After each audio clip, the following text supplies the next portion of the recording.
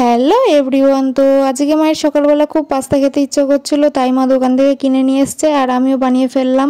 Pasta বানানোর পর বোনকে ডাক দিলাম, বোনও এখন খেতে বসেছে। তারপর আমি ফ্রিজের এই জিনিসপত্রগুলো পরিষ্কার করছি, দাদা খুলে দিয়েছে। আর ফ্রিজ আমাদের বছরে দুবার পরিষ্কার করা হয়। জিনিসপত্রগুলো ধুয়ে দেওয়ার পরে আমি একটা আইসক্রিম খেলাম, দাদা এনেছিল পেস্তা বাদামের আইসক্রিমটা, দারুণ খেতে। তারপরে আমার একটা পার্সেল আসলো আর মা এখানে চিকেন রান্না করছে। তারপরে আমি কষা মাংস খেলাম। এরপরে আমি স্নান করে পুজো দিয়ে দুপুরের খাবার খেতেও বসে পড়েছি। আর আগের দিন মাকে একটু রান্নায় হেল্প করতে গিয়ে ওই মাছ ভাজতে গেছিলাম, তো তেল ছিটকে হাতের মধ্যে পড়েছে, অনেক জায়গায় ঠোসকা পড়েছে, দাদারও পড়েছে কিন্তু আমার একটু বেশি হয়েছে। বিকেল বেলায় মা বিস্কুটের লোকটার কাছ থেকে কটা বিস্কুট রাখলো আর আমিও এখানে বেদানা ছাড়ালাম, কারণ বাড়িতে আমি ছাড়া বেদানা কেউই ছাড়ায় না। তো সন্ধ্যাবেলা সন্ধ্যে দিয়ে সবার জন্য চা করলাম, আমিও খেলাম। তারপরে আবার মা হঠাৎ করে বললো যে ভুট্টা পুড়াতে, তো পুড়িয়ে প্রথমে আমি একটু টেস্ট করলাম, ভুট্টাটা একটু বেশি শক্ত, দিয়ে আমি আটা মেখে রাখলাম। তারপরে বাবা বাড়িতেও চলে এসছে, মা এখন রুটি ভাজছে, সবাই মিলে একসাথে রাতের খাওয়া দাওয়া করলাম। তো ভিডিওটা এইটুকুই, সবাইকে গুড নাইট, টাটা।